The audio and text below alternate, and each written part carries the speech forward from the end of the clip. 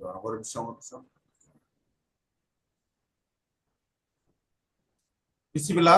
யாராச்சும் ஒருத்தங்க பேசுங்க. விசிபிள் தானே? எஸ் சார், விசிபிளா இருக்கு. நல்லா. Okay okay. இப்போ இந்த பாலிசி வந்து பாத்தீங்கன்னா 0 வயசுல போட்டாலும் இந்த 11வது வருஷம் பணம் கிடைக்கும்னு சொல்றாங்களோ, அதுல 0 வயசுல போட்டாலும் 10 வயசுல போட்டாலும் 19 வயசுல தான் அந்த அந்த பணம் கிடைக்கிற மாதிரி பண்ணுவாங்க. ஏன்னா மேஜர் இப்ப குழந்தைகள் வந்து 18 வயசு ஆனாதான் மேஜர் ஆவாங்க. மைனர் அக்கௌண்ட்டுக்கு பணம் போட மாட்டாங்க. சரிங்களா?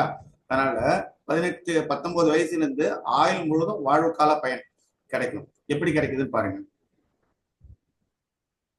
இந்த பிளான்ல 2 ஸ்கீம் இருக்கு. ரெகுலர் இன்கம் பெனிஃபிட்னு இருக்கு, ஃபிளெக்ஸி இன்கம் பெனிஃபிட்னு இருக்கு. ரெகுலர்னா வருஷம் சம்மர்ஷூட்ல 10%, ஒரு 10 லட்சம் ரூபாய் ஒருத்தர் வந்து பாலிசி எடுக்கிறாருன்னா 10 லட்சம் ரூபாய் எடுக்கிறாருன்னா வருஷம் ஒவ்வொரு லட்சம் ரூபாய் வந்துகிட்டே இருக்கும்.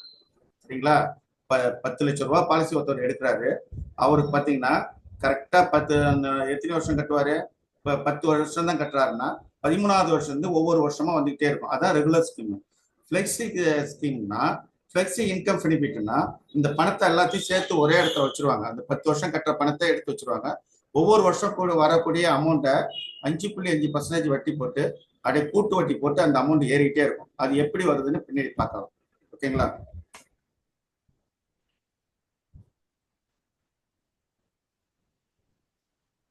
ஃபிளெக்ஸி இன்கம்ங்கிறது வருடம் வாங்காமல் எல்ஐசியில இருப்பு வைத்துக் கொள்ளும் வசதி. ஃபிளெக்ஸினாலே அந்த பணத்தை வந்து வாங்க முடியாது, அதுல ஃபிளெக்ஸி அந்த பணம் வந்து எல்ஐசியில இருக்கும் அப்படிங்கிறது தான் ஃபிளெக்ஸி ஆப்ஷன். அடுத்தது ஃபிளெக்ஸி ஆப்ஷன் பாத்தீங்கன்னா ஃபிளெக்ஸியில வாழ்காலம் முழுவதும் சம்மர்ஷூட்ல 10% வரும். அந்த வருடம் வாங்காமலே இருப்பு வைத்துக் கொள்ளும் வசதி. இருப்பில் இருக்கும் பணத்திற்கு ஆண்டுக்கு 5.5% கூட்டு வட்டி உண்டு. புரியுதுங்களா? கூட்டு வட்டினா என்னன்னு தெரியுமா? யாருக்காச்சும் தெரியுமா கூட்டு வட்டினா என்னன்னு? காம்பவுண்ட் இன்ட்ரெஸ்ட்னு சொல்லுவாங்க சார். இப்ப எப்படி சொல்றதுன்னா, இப்ப காம்பவுண்ட் இன்ட்ரெஸ்ட்னு சொல்லுவாங்க, அதுதானே சொல்றீங்க? இப்ப ஒரு 10,000 ரூபாய் இருக்குன்னா இந்த வருஷத்துக்கான 10,000 ரூபாய்க்கு இன்ட்ரெஸ்ட் வந்து 5.5% போட்டுருவாங்க. அடுத்த வருஷம் அந்த இன்ட்ரெஸ்ட்டுக்கும் இன்ட்ரெஸ்ட் சேர்த்து கொடுப்பாங்க. அதான் காம்பவுண்ட் இன்ட்ரெஸ்ட்ன்றது. அப்படியே ஏறிக்கிட்டே இருக்கும். அந்த அமௌண்ட் எதிர்பார்க்காத வளர்ச்சியை கொடுக்கும். ஓகேங்களா? ஆண்டுக்கு ஒரு முறை, அதாவது இந்த ஃபிளெக்ஸி ஆப்ஷன்லயே இருக்கிற அமௌண்ட்டை 75% நம்ம எடுத்துக்கலாம். அந்த கஸ்டமர் கேட்கறாங்க, நம்மளுக்கு எமர்ஜென்சி தேவைன்னா 75% எடுத்துக்கலாம். மீதி எடுக்கப்படாமல இருக்கும் பணமானது இறப்பின் போது வழங்கப்படும். எடுக்கப்படாம மீதி இருக்கிற அமௌண்ட் எல்லாமே தேவைப்பட்டா சரண்டர் பண்ணி வாங்கிக்கலாம், இல்லைன்னா இறந்த பிறகு வாரிசு வாங்கிப்பாங்க. சரிங்களா? இது புரியுதா எல்லாருக்கும்? புரியுதுன்னா ஓகேன்னு சார்ட்ல போடுங்க. அதாவது பிரிமிய காலம் முழுவதும் ஜிஏ வழங்கப்படும். ஜிஏன்னா கேரண்டி அடிஷன். கேரண்டி அடிஷன்னா என்ன அர்த்தம்? பிரிமியம் காலம் முழுவதும் கேரண்டி அடிஷன்னா அந்த அமௌண்ட் வந்து 1000 ரூபாய்க்கு 40 ரூபா, 1 லட்சம் ரூபாய்க்கு 4000 ரூபா, 10 லட்சம் ரூபாய்க்கு 40,000 ரூபா. இப்போ 10 லட்சத்துக்கு உள்ள அந்த பிரீமியத்துக்கு உள்ள கேரண்டி அடிஷன் அமௌண்ட் வந்து சேர்ந்துட்டே இருக்கும். ஓகேங்களா? அது திரும்ப விரைவா பார்ப்போம். பிரீமிய காலம் முழுவதும் 1000 ரூபாய் சம்மர்ஷூட்டுக்கு ரூபாய் 40 கேரண்டி அடிஷன் வழங்கப்படும். ஜிஏன்னா கேரண்டி அடிஷன். 1000 ரூபாய்க்கு 40 ரூபாய் கேரண்டீடு. இது வந்து ஒரு பைசா கூட குறைக்க மாட்டாங்க. பிரிமிய காலம் முழுவதும். பிரிமிய காலம்னா எத்தனை வருஷம் கட்டுறாங்க? 10 வருஷம் கட்டுறாங்கன்னா 10 வருஷமும், இல்ல 5 வருஷம் கட்டுறாங்கன்னா 5 வருஷத்துக்கும் அந்த போனஸ் கேரண்டீடு ஜிஏ வந்து கொடுப்பாங்க. சரிங்களா? இது புரியுதா?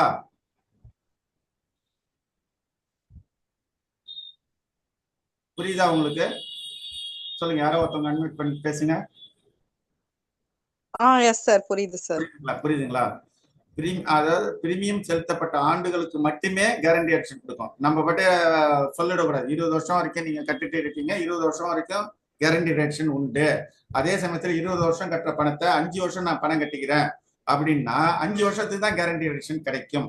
ஓகேங்களா? ஓகேங்க சார். அதே போல கவர்ச்சிகரமான பிபிடி, பிரீமியம் பெய்டு டேர்ம், அதாவது பிரீமியம் கட்டுற வருடங்கள் வந்து 5 முதல் 16 வருடங்கள் நம்மளே தேர்ந்தெடுத்துக்கலாம். சரிங்களா? பிரீமியம் கட்டுறது வந்து சில பேர் பணக்காரங்களா இருப்பாங்க, சில பேர் வெளிநாட்டு போய் வேலை செஞ்சுட்டு இருப்பாங்க. 10 வருஷம் ஒரு 5 வருஷம் தான் அவங்க வேலை பார்ப்பாங்க. அவங்க என்ன பண்ணலாம்? 10 லட்சம் ரூபாய் பாலிசி எடுத்துக்கிட்டு ஒவ்வொரு வருடமும் 2 லட்சம் ரூபாய் கட்டிடலாம். அப்ப என்ன ஆகும்? 5 வருஷத்துலயே 10 லட்சம் கட்டிடுவாங்க. இந்த 10 லட்சத்துல 10% எப்ப கிடைக்கும்? 13வது வருஷத்துல இருந்து பாலிசி போட்டா 13வது வருஷத்துல இருந்து வாழ்நாள் முழுவதும். வாழ்நாள்ங்கிறது வந்து பாத்தீங்கன்னா 99 வயசுலயும் இறக்கலாம், 110 வயசுலயும் கூட இறக்கலாம். ஆனா அன்னைக்கு எல்லாம் வந்து பாத்தீங்கன்னா, இப்ப நான் இன்சூரன்ஸ் ஏஜென்டா உள்ள பாத்தீங்கன்னா 2000 பாத்தீங்கன்னா 12.5% இருந்தது பேங்க்ல இன்ட்ரெஸ்ட். இன்னைக்கு எப்படி இருக்கு? குறைஞ்சி குறைஞ்சி குறைஞ்சி குறைஞ்சி கிட்டத்தட்ட 6%, 6.5 தான் வருது. இன்னும் ஃபியூச்சர்ல பாத்தீங்கன்னா நம்ம பேங்க் இப்ப நகையை வந்து பேங்க்ல கொண்டு போய் வச்சா என்ன பண்ணுவோம்? லாக்கருக்கு பணம் கட்டுவோம். கட்டுவோமா கட்ட மாட்டோமா? கட்டுவோம்ல. அதே போல ஃபியூச்சர்ல பாத்தீங்கன்னா ஒரு 10 வருஷம் 15 வருஷம் ஆயிடுச்சுன்னா நம்ம வந்து பேங்க்ல பணம் போட்டோம்னா சேஃப்டிக்காக நம்ம தான் பேங்க்காரனுக்கு பணம் கொடுக்குற மாதிரி வந்து வரும். ஓகேங்களா? அதனால இப்ப இந்த பாண்டுல 5.5% வட்டின்னு போட்டுருவோம். 10% கேரண்டீடு அடிஷன் சொல்லிட்டேன். அது அந்த வருமானம் வரும்னு சொல்லிட்டாங்க. இதுல எந்தவித மாற்றம் கிடையாது. ஏன்னா எல்ஐசியில மட்டும்தான், எல்ஐசி உள்ள மட்டும்தான் செக்ஷன் 37 எல்ஐசி ஆக்ட் இருக்கு. Central government act, central government guarantee கொடுத்துருக்கோம். செக்ஷன் 37 எல்ஐசி ஆக்ட் அந்த பிரகாரம் வந்து பாத்தீங்கன்னா ஒவ்வொரு நபருக்கும் எவ்வளவு ரூபாய் கட்டுறாங்களோ அந்த ரூபாய் அந்த பாலிசி பத்திரத்தில் உள்ளவாறு கொடுக்குவாங்க. சரிங்களா? அது மற்ற பிரைவேட் இன்சூரன்ஸ்ல எல்ஐசி 37 ஆக்ட் கிடையாது. சவரின் கேரண்டின்னு சொல்லுவாங்க. 100% உத்தரவாதம் உள்ளது எல்ஐசி பொறுத்த வரைக்கும். பிரைவேட்ல அதே போல கிடையாது. இந்த மார்க்கெட்டிங் பாயிண்ட்ல இதெல்லாம் நீங்க சொல்லலாம். ஏன்னா வந்து செக்ஷன் 37 மற்ற எந்த நிறுவனத்திலையும் கிடையாது. உலகமே அழிஞ்சாலும் எல்ஐசி போட்ட பணம் வந்து பொய்யே ஆகணும். அதுல மேரிட் உமன் ப்ராப்பர்ட்டி ஆக்ட் பிரகாரம் பாத்தீங்கன்னா கணவர் வந்து கடன் வாங்கிட்டு 1 கோடி ரூபாய்க்கு மேல கடனை வாங்கி செலவு பண்ணிடுறாரு, இறந்துடுறாருன்னா அவர் பாலிசி போட்டிருந்தாருன்னா அவர் மனைவிக்கு தான் போகும், வேற யாருக்கும் போகவே முடியாது. நீங்க கோர்ட்ல போய் ஜப்தி பண்ணலாம்னு நினைச்சாலும் முடியவே முடியாது. மேரிட் உமன் ப்ராப்பர்ட்டி ஆக்ட் உள்ள ஒரே பாலிசி வந்து எல்ஐசியில மட்டும்தான். சரிங்களா?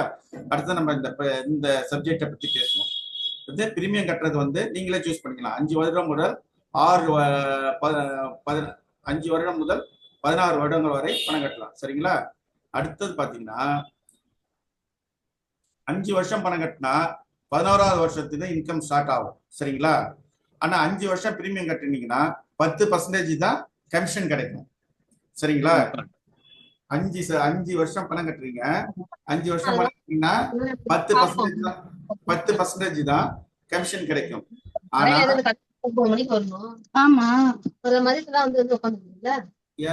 ரம்யா மியூட் பண்ணிக்க மற்றவங்க. அது 6 வருஷம் பணம் கட்டினாங்கன்னா 6 வருஷம் பணம் கட்டி 11வது வருஷத்துல இருந்தே மணி பேக் பணம் வாங்குற மாதிரி இருந்தாங்கன்னா 5% தான் நம்மளுக்கு கமிஷன் கிடைக்கும். 7 வருஷம் பணம் கட்டுறவங்களுக்கு அதே போல 5 வருஷம் தான் 5% தான் கமிஷன் கிடைக்கும். அதே போல 9 வருஷம் ஒருத்தர் கட்டுறாருன்னா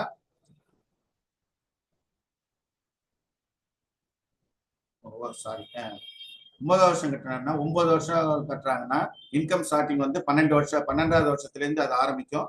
நான் போனஸ் கமிஷன் இதெல்லாம் சேர்த்து அவங்களுக்கு அந்த 5% பிளஸ் 40% போனஸ் கமிஷன் இதெல்லாம் சேர்த்து தந்துருவாங்க. இதே வந்து 10 வருஷத்துக்கு மேல போயிடுச்சுன்னா 20% மேல நம்மளுக்கு கிடைக்கும். இதே 15 வருஷத்துக்கு மேல போயிடுச்சுன்னா கிட்டத்தட்ட 25% கமிஷன் கிடைக்கும். சரிங்களா? போனஸ் கமிஷன் வந்து 6 பாலிசி என்னைக்கு முடிக்கிறீங்களோ 6 பாலிசி 50,000 பிரீமியம் என்னைக்கு முடிக்கிறீங்களோ அப்பதான் போனஸ் கமிஷன் ஆட் ஆகும். ஓகேங்களா? இப்ப 15 வருஷம் ஒருத்தர் பணம் கட்டுறாருன்னா 3 வருஷம் கழிச்சு 18வது வருஷத்திலிருந்து தான் அவங்களுக்கு பணம் கிடைக்கும். சரிங்களா? 15 வருஷம் பாலிசி எடுக்கிறாரு, 15 வருஷம் பாலிசி டேர்ம் எடுத்து 15 வருஷம் பிரீமியம் கட்டுறாரு. ஆனா அவருக்கு உடனே பணத்தை திருப்பி தர மாட்டாங்க. 18வது வருஷத்திலிருந்து ஒவ்வொரு வருஷமும் பணம் கிடைக்கும். அதனால நம்மளுக்கு என்ன கமிஷன்னா 25% கமிஷன் கிடைக்கும். 2வது வருஷம் 3வது வருஷம் பாத்தீங்கன்னா 7.5%, 3வது 4, 5ல இருந்து பாத்தீங்கன்னா 5% அந்த பாலிசி காலம் வரைக்கும் வந்துட்டே இருக்கும், பணம் கட்டுற காலம் வரைக்கும். ஓகேங்களா? 16 வருஷம் போட்டாலும் 25% தான் நம்மளுக்கு கமிஷன் கிடைக்கும். ஒருவர் எவ்வளவு பிபிடியை தேர்ந்தெடுத்தாலும் அவரு சம் அஷ்யூர்டு, எஸ்ஏனா சம் அஷ்யூர்டு, நிகரான பிரீமியத்தை தான் செலுத்துவார். ஓகேங்களா? எவ்வளவு பிபிடி எடுத்தாலும் சம் அஷ்யூர்டுக்கு நிகரான பிரீமியத்தை தான் செலுத்த முடியும். ஆகையால் பிபிடி குறைத்தாலும் உங்கள் உழைப்பு கிடைக்கும் கமிஷன் மாறுதல் இருக்காது. அதாவது 10 வருஷம் நம்ம கட்டி அதுக்குரிய கமிஷன் வாங்குறதை விட 10 வருஷம் கட்டி அதுக்குரிய கமிஷன் வாங்குறதை விட 5 வருஷத்துல பிரீமியம் அதிகமா இருக்கும். நம்ம அந்த கமிஷன் அதிகமா வாங்கிடுவோம். 5 வருஷம் பணம் கட்டாலே அதிகமா வாங்கிடுவோம். ஏன்னு சொல்லுங்க, யாராச்சும் ஒருத்தவங்க சொல்லுங்க. அட்மிட் பண்ணுங்க, ஹேண்ட் ரைஸ் பண்ணுங்க. எல்லாம் இருக்கீங்களா? சார் அது என்ன ரீசன்னா இப்ப 16 வருஷம் போடும்போது அவங்களுக்கு மந்த்லி ஒரு 2000 3000 தான் கட்டுற மாதிரி வரும். அதே ஒரு 5 வருஷம் போட்டோம்னா மந்த்லி 10,000 ருபீஸ் பே பண்ணுவாங்க. அப்ப கமிஷன் 1000 ருபீஸ். சோ வந்து கனெக்ட் பண்ணா எல்லாமே கமிஷன் வந்து ஒரே அளவா தானே இருக்கும். ஓகே, அது அதாவது அந்த 10 வருஷத்துக்கு வாங்குற கமிஷனை நம்ம உடனே வாங்கிடுறோம். சரிங்களா? அதாவது 5 வருஷத்துல கட்டிட்டு மொத்தமா வாங்கிடும். ஏன்னா திரும்பி அதிகமா நம்ம கட்டுவோம். இப்ப 10 வருஷத்துக்கு ஒவ்வொரு லட்சமா வாங்கிட்டு வரக்குள்ள அதுக்குரிய கமிஷன் வாங்குவோம். 10 வருஷத்துக்கு 5 வருஷத்துல 2 லட்சமா கட்டக்குள்ள அதுக்குரிய கமிஷன் அதிகமா தானே இருக்கும். அதனால அது சொல்றது. மிக பரவலான வயது வரம்பு 90 நாள் குழந்தை முதல் 65 வயசு பெரியவர்கள் வரை எடுக்கலாம். நம்ம மேக்சிமம் நம்மளுடைய சேஃப்டியை கருதி 55 வயசுக்கு மேல இன்சூரன்ஸ் கொடுக்க வேண்டாம். ஏன்னா 55 வயசுக்கு மேல போனாலே ரிஸ்க் அதிகம். ஒவ்வொரு மனுஷனுக்கும் வயசு ஆக வாழ்நாள் குறைஞ்சிட்டே இருக்கும். ரெண்டாவது, நம்மளுக்கு வந்து பாலிசி போட்டோடனே இறந்துட்டாங்கன்னா உடனே டெத் கிளைம் தர மாட்டாங்க. ஏன்னா அவங்களுக்கு வந்து ஏதோ நோய், சுகரு, ஏதாச்சும் நோய் வாய்ப்பட்டிருக்கும் அப்படின்னு நினைச்சிட்டு ஊர்ல வந்து விசாரணை பண்ணி கன்ஃபார்ம் பண்ணிட்டு தான் பணத்தை கொடுப்பாங்க. சரிங்களா? அதாவது ஊர்ல வந்து விசாரணை பண்ணி இவங்க வந்து இந்த ஊர்ல எப்படி இறந்தாங்க அப்படின்னு 2-3 பேர்ட்ட எல்ஐசில இருந்து வந்து அதிகாரி வந்து விசாரணை பண்ணி தான் தருவாங்க.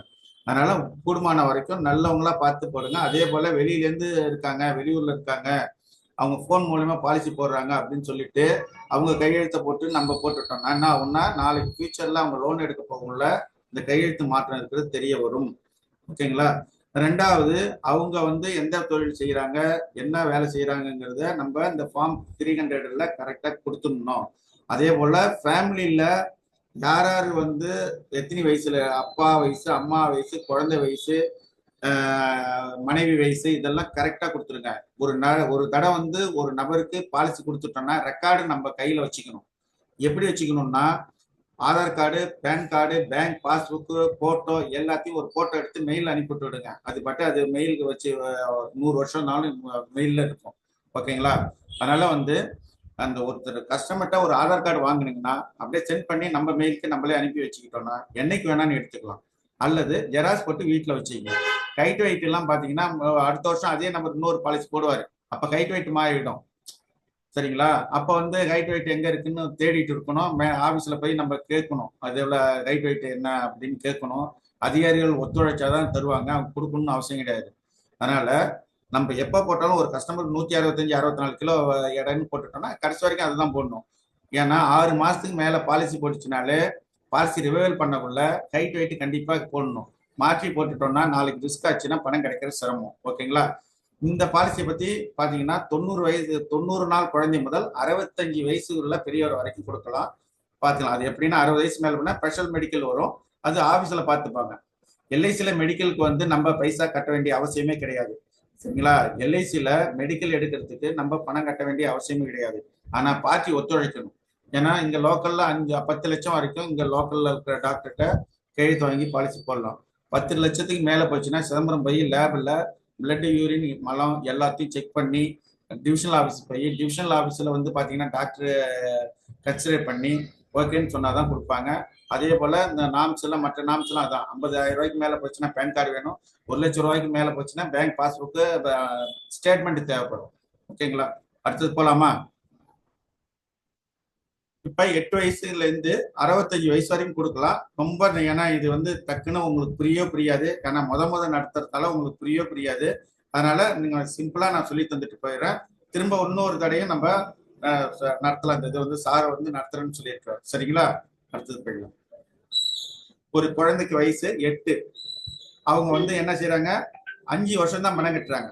10 லட்சம் ரூபாய் பாலிசி. சரிங்களா? 10 லட்சம் ரூபாய் பாலிசி. புரியுதா? சொல்லுங்க, யாரோ ஒருத்தவங்க பேசுங்க.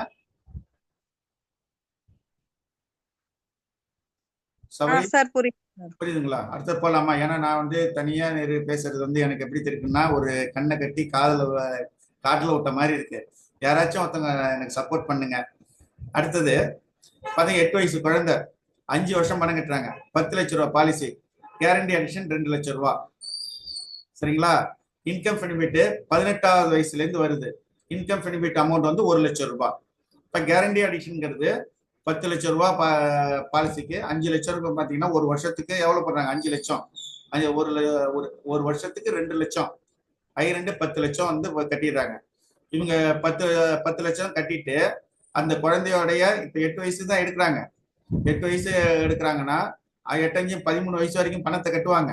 இருந்தாலும் அவங்க 5 வருஷம் வரைக்கும் பொறுமையா தான் இருக்கணும். ஏன்னா மைனர் அக்கௌண்ட்டுக்கு பணம் அனுப்ப மாட்டாங்க. மைனர் கையெழுத்து போட்டா செல்லாது, அவங்க பேரண்ட்ஸ் தான் கையெழுத்து போடணும். அது போல வந்து பேங்க்ல இருந்து பணம் போடணும்னா அவங்க மேஜரான அக்கௌண்ட்டுக்கு தான் பணத்தை போடுவாங்க. அதனால 18 வயசுல இருந்து தான் பணம் கிடைக்கும். 18 வயசுல இருந்து எவ்வளவு கிடைக்கும்? 10 லட்சத்துல 10%, 1 லட்சம் வந்து கிடைச்சிட்டே இருக்கும். சரிங்களா? இவருக்கு எப்படி கிடைக்குது பாருங்க, ரெகுலரா வருஷம் வருஷம் ஒரு பணம் வந்துகிட்டே இருக்கு.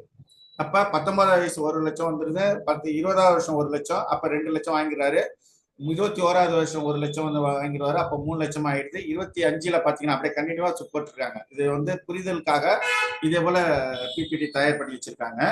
இப்ப பாத்தீங்கன்னா 25 வயசு நடக்கக்குள்ள அவர் 18 வயசுல இருந்து பணம் வாங்கிருப்பாங்க, 7 லட்சம் வாங்கியிருப்பாங்க. இதே அமௌண்ட் அவர் எடுக்காம அவர் அக்கௌண்ட்ல அப்படியே பிளெக்ஸி ஆப்ஷன்ல ஒரே 5.5% இன்ட்ரெஸ்ட்ல அவர் போட்டிருந்தாருன்னா இந்த அமௌண்ட் பாத்தீங்கன்னா 25 வருஷத்துல ரெகுலர்ல இருக்கிற பாலிசியில பார்த்தா 7 லட்சம் வாங்கியிருப்பாங்க. போட்ட முதலீடு அப்படியே இருக்க போகுது. அதே சமயத்துல பிளெக்ஸி ஆப்ஷன்ல 8,72,000 இருக்கு பாருங்க. 25 வயசுல 25 வயசுல இந்த அமௌண்ட் வந்து 8,72,000 மாறிடுது. அதே 42 வயசுல 41 வயசு நடக்கக்குள்ள என்ன ஆகுது? 22 லட்சம் ரூபாய் வருஷம் வருஷம் வாங்கிட்டே வராங்க. இது இந்த 22 லட்சங்கிறது 18வது வருஷம் 1 லட்சம், 19வது வருஷம் 1 லட்சம், அப்படியே ஒரு வருஷம் வருஷம் வருஷம் வருது. 22 வருஷமும் 22 லட்சம் வாங்கிடுறாங்க. இதே வந்து அவங்க வந்து இந்த பணத்தை வாங்காம அந்த 22 லட்சத்தையும் அப்படியே அந்த பிளெக்ஸில கொண்டு போய் போட்டுட்டாங்கன்னா கிட்டத்தட்ட 15 லட்சம் ரூபாய்க்கு மேல இருக்கும். அதுல வித்ட்ரா வந்து 10 லட்சம் ரூபாய் நம்ம எடுத்துக்கலாம். ஒரு 75% நம்ம எடுத்துக்கலாம்.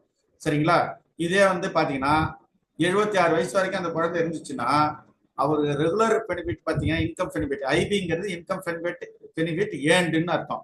அது ரெகுலர் பெனிஃபிட்ல அந்த குழந்தை வந்து 76 வயசு நடக்குள்ள 57 லட்சம் ரூபாய் கேஷா ஒரு வருஷமா 57 வருஷமா வாங்கியிருப்பாங்க. இதே வந்து அவங்க என்ன பண்ணுவாங்கன்னா அந்த பிளெக்ஸி ஆப்ஷன்ல வட்டி மட்டுமே பாத்தீங்கன்னா 36 லட்சம் ரூபாய்க்கு வந்து நிற்கும். இப்ப இதுல பாத்தீங்கன்னா பேலன்ஸ் வந்து 27 லட்சம் ரூபாய் நம்ம இந்த வித்ட்ரா பண்ணிக்கலாம். இந்த 27 லட்சம் ரூபாய் வந்து நம்ம வித்ட்ரா பண்ணிக்கலாம். ஓகேங்களா? இதே வந்து 77 வயசுல அவங்க இறந்துட்டாங்கன்னா 12 லட்சம் ரூபாய் கையில கொடுத்துருவாங்க. அதோட கணக்கு க்ளோஸ். ஓகேங்களா? அதே இல்ல நம்ம வந்து ரெகுலரா வாங்கிட்டு இப்ப ரெகுலர்ல பாலிசியை போட்டுட்டு பாலிசி முடியக்குள்ள நம்ம வேணா நம்ம பிளெக்ஸி ஆப்ஷன்ல மாத்திக்கலாம். சரிங்களா? யாருமே வந்து இதே போல பிளெக்ஸி ஆப்ஷன்ல பணத்தை போட்டு ரொம்ப நாள் வச்சுக்கணும்னு யாரும் ஆசைப்பட மாட்டாங்க. அப்பப்ப எடுக்கணும்னு தான் தோணும். அதனால ரெகுலர் இதை போடுங்க. விருப்பப்பட்டா அவங்களுக்கு வந்து பிளெக்ஸி ஆப்ஷன்ல போட்டுடலாம். சப்போஸ் ஒரு 0 வயசு குழந்தைய நம்ம போய் பார்க்க போறோம்னா அதுக்கு 1 வயசுக்குள்ளே பாலிசி போடுறாங்க, இல்ல ஒரு 0 வயசுல பாலிசி போடுறாங்கன்னா கரெக்டா 24 வயசுல வந்து பாத்தீங்கன்னா அந்த அமௌண்ட்ல இந்த பணம் நல்ல பிளெக்ஸி ஆப்ஷன் நல்ல அமௌண்ட் ரிட்டர்ன் கிடைக்கும். இந்த ரிட்டர்ன் அமௌண்ட்ல பாத்தீங்கன்னா 75% கல்யாண செலவுக்கு எடுத்துக்கிட்டு மீதி அதுல போட்டுட்டாங்கன்னா வாழ்நாள் முழுவதும் அந்த பணம் இன்க்ரீஸ் ஆகிட்டே இருக்கும். திரும்ப குழந்தை பிறக்கக்குள்ள வாங்கிக்கலாம். திரும்ப அதுக்கு வந்து அந்த குழந்தையா இருக்கிறவங்க வந்து கல்யாணம் ஆகி திரும்ப அவங்களுக்கு குழந்தை பிறக்கும். அப்போ வந்து அந்த பணத்தை யூஸ் பண்ணிக்கலாம். அதனால இது ஒரு நிலம் வாங்குறோம்னா நம்ம வந்து ஒரு 10 லட்ச ரூபா போட்டாதான் நிலம் நம்ம பேருக்கு வரும். கரைய பத்திரம் எழுதி நம்ம பேர்ல தருவாங்க. ஆனா எல்ஐசியில 10 லட்சத்தை 10 வருஷமா கட்டுறோம், 10 தவணையா கட்டுறோம். அதே போல ஹேண்ட்ரைஸ் பண்றீங்களா? யாரு? அகல்யா பேசுங்க. அகல்யா அன்மியூட் அந்த டிக் பண்ணிட்டு பேசுங்க. நீங்க மைக் ஆன் பண்ணிட்டு பேசுங்க. சரி, கடைசியில சந்தேகம் கேட்டுக்கலாம். சரிங்களா?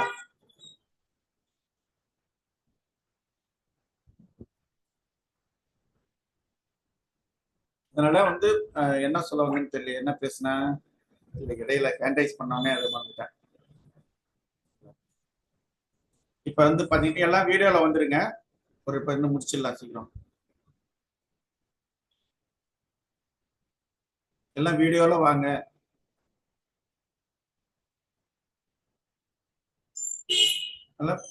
அகலியா பேசுறீங்களா? சந்தேகம் இருக்கா? சந்தேகம் இருந்ததுன்னா இப்ப அட்மிட் இருக்கும், பேசுங்க பேசுங்க பேசுங்க. சந்தேகம் ஒருத்தவங்க கேட்டாதான் எல்லாருக்கும் புரியும். பேசுமா. சந்தேகம்லாம் ஒன்றும் எனக்கு. Okay okay okay. ஏன்னா இது வந்து நல்ல வாய்ப்பு. கேரளா போறதுக்கு அருமையான வாய்ப்பு. 10 பாலிசி தான். ஆனா 0 வயசு குழந்தையில இருந்து நம்ம இருந்தது இந்த பாலிசியை கொடுக்கலாம். அதனால நிறைய பாருங்க, நிறைய வீடியோ பாருங்க. வீடியோ இந்த பாத்தீங்கன்னா சரல் முகவர் குழுமம்னு இருக்கும். அதுல உள்ளார போய் பாத்தீங்கன்னா நிறைய உற்சவ பத்தி நிறைய வீடியோஸ் இருக்கும். அதே போல வந்து நீங்க இந்த யூடியூப்ல போய் போட்டாலே உடையாந்துடும். அவ்வளவு பாலிசி இதுல இதாகும். நம்ம நிறைய கத்துக்கலாம். சரிங்களா? இதுல பாத்தீங்கன்னா நீங்க வந்து கமிஷன் அதிகம். மற்ற பாலிசில 20% தான் போடுவாங்க. 20+5 25%, 28% தான் கொடுப்பாங்க. இதுல மட்டும்தான் போனஸ் கமிஷன் சேர்த்து 35% நம்மளுக்கு கமிஷன் நிறைய கிடைக்கும். அதனால வந்து இந்த பாலிசியை வந்து அதிகமா விற்பனை பண்ணுங்க. சரிங்களா? ஏன்னா ஒரு பாலிசியும் 1000 ரூபாய் தராங்க. அதையும் பாருங்க. ரெண்டாவது வந்து புதிய முகவர்களா இருக்கிற நம்ம யார்கிட்ட எல்ஐசி கேட்டாலும் எனக்கு நிறைய பாலிசி இருக்கு, எனக்கு இப்போதைக்கு வேண்டாம் அப்படின்னு தான் சொல்லுவாங்க. சார் வராரு, சார் வராங்க.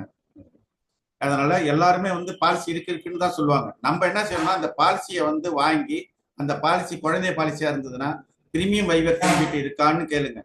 கண்டிப்பா பிரீமியம் வைவர் யாரும் போட மாட்டாங்க. ஏன்னா மெடிக்கல் எடுக்கணும்னு யாரும் டாக்டர்கிட்ட போய் கையெழுத்து வாங்குறது சிரமப்படுவாங்க. அதனால வந்து அந்த பாலிசியில மெடிக்கல் வைவர் பெனிஃபிட் இருக்கா, நான் பண்ணித்தரேன் சார், உங்களுக்கு பிரீமியம் வைவர் பெனிஃபிட் தரேன் அப்படின்னு சொல்லணும்.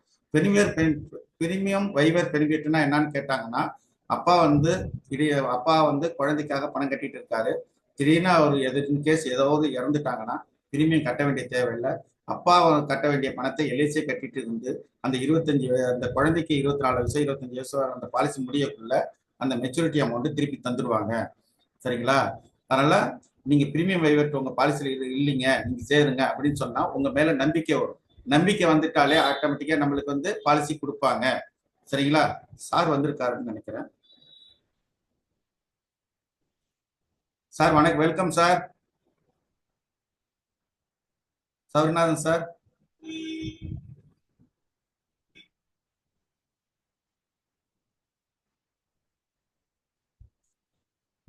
சார் உங்களுக்கு கோகோஸ்ட் கொடுத்துட்டேன், மைக் ஆன் பண்ணிட்டு பேசுங்க சார்.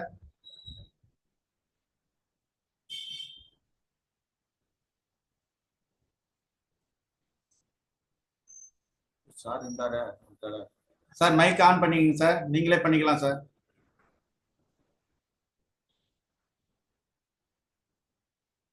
மைக் ஆன் பண்ணிக்கங்க.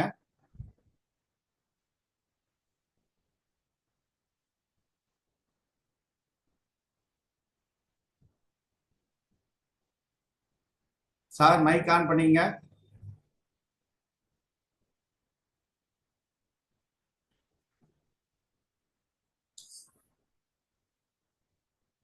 வாங்க வாங்க வாங்க வாங்க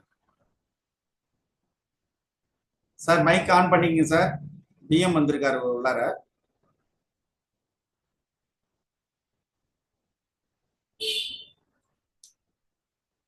சார் மைக் ஆன் பண்ணீங்க சார்.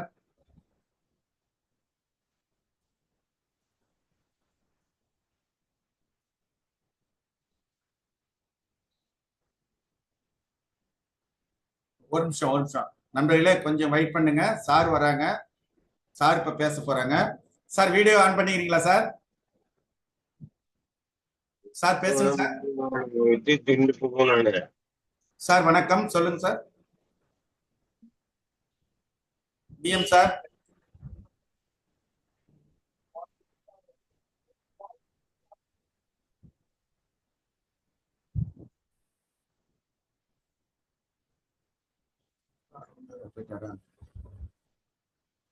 ஓகேங்களா? சரி, சார் வந்தாருன்னா திரும்ப நம்ம கொடுத்துடலாம். ஓகே. அதனால இப்ப நீங்க புதிய முகவர்களா இருக்கிறதால தான் இந்த ஐடியா சொல்றேன். நீங்க ஒவ்வொரு நபர்கிட்டையும் போய் எனக்கு பாலிசி கொடுங்க, எனக்கு பாலிசி கொடுங்க, எனக்கு ஒரு பாலிசி கொடுங்கன்னு கேட்காதீங்க. ஏங்க, ஒரு இப்போ எல்ஐசியில ஒரு 2 மாசம் 2000 ரூபாய் கட்டினா 12 லட்சம் ரூபாய் திரும்பி வர மாதிரி ஒரு பாலிசி இருக்குங்க.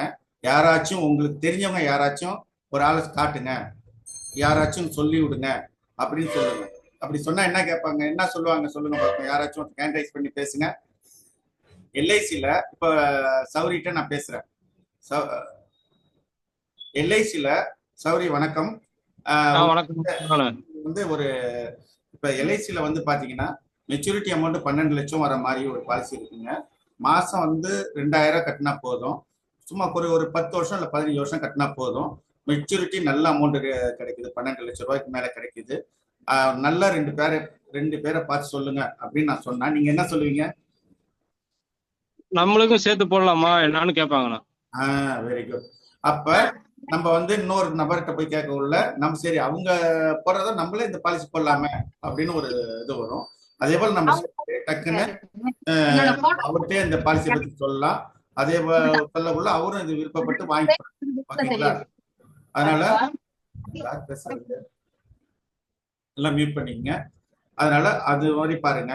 இன்னொன்னு என்னன்னா முக்கியமான ரகசியம் என்னன்னா ஃபர்ஸ்ட் ப்ராஸ்பெக்ட். இப்ப நிலம் இருந்தா விவசாயம் பண்ண முடியும், சரிங்களா? பொருளை வைக்கணும்னா மலைய கடை இருக்கணும். கடை இல்லாம பொருளை விற்க முடியாது. நிலம் இருந்தாதான் விவசாயம் பண்ணலாம். அதே போல வாடிக்கையாளர் இருந்தாதான் நம்ம சம்பாதிக்க முடியும்.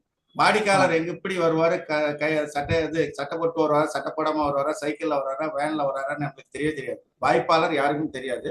ஆனா நம்ம என்ன நினைக்கணும், எல்லாருமே வாய்ப்பாளரா நினைக்கணும். வாய்ப்பாளரா நினைச்சு ஒவ்வொரு நாளைக்கும் வந்து குறைஞ்சது ஒரு 5 பேரை பாருங்க. 5 பேரை பார்த்து நோட்ல போட்டு எழுதுங்க. இன்னைக்கு வந்து 5 பேரை பார்க்கிறோம். எப்படியோ அவன் பாலிசியே போட வேண்டிய தேவையில்லை. ஆனா நம்ம அவன் பேரை வந்து நம்ம நோட்ல எழுதிக்கணும். அவன் இந்த போல வந்து நான் இன்சூரன்ஸ் ஏஜென்டா இருக்கிறேன், யாராச்சும் தான் சொல்லிட்டு நோட்ல எழுதி வைங்க. ஒரு நாளைக்கு 5 பேருன்னா மாசம் வந்து 150 பேரை பார்ப்போம். 150 பேர்ல கண்டிப்பா 10 பேர் நம்மளுக்கு பாலிசி கண்டிப்பா கொடுப்பாங்க, சரிங்களா? மாசம் 150 பேருன்னா வருஷத்துக்கு பாத்தீங்கன்னா கிட்டத்தட்ட 1200 பேர் நீங்க பார்ப்போம். 1200 பேர்ல 120 பேர் நம்மளுக்கு பாலிசி கண்டிப்பா தருவாங்க. அதனால ஒவ்வொரு நாளும் வந்து வீணாக்காம 5 பாலிசியை வந்து நம்ம புது கஸ்டமரை பார்த்து பேசிட்டே இருக்கணும். பேசதான் பேச்சு வரும், புரியுதுங்களா? எனக்கே பாத்தீங்கன்னா இந்த 2017 பிறகுதான் பேசவே தெரியும் எல்ஐசி பத்தி. ஏன்னா நான் அப்பப்போ என்ன பண்ணுவோம், பேங்க் மேனேஜர் எல்ஐசி மேனேஜர் அழைச்சிட்டு போய் பார்ட்டிட்டு பேசுவோம். அதுக்கப்புறம் எனக்கு பேசவே தெரியாது. யார்ட்டையும் டக்குன்னு எல்ஐசின்னு கேட்டால் நான் கூச்ச சுபாவம் உள்ளவங்க மாதிரி நம்ம கேட்டா ஏதோ வருத்தப்படுவாங்களோ, இல்லை இவங்க இனிமேலே பேச மாட்டாங்களோ அப்படிங்கிற மாதிரி எனக்கு தோணும். ஆனா நம்ம என்ன பண்ணோம், அந்த தொழிலை நல்லா தெரிஞ்சுக்கிட்டோம். நல்லா அடிச்சே நல்லா பேசுவான். செக்ஷன் 37 உள்ளது எந்த நிறுவனமாச்சும் சொல்லுங்க.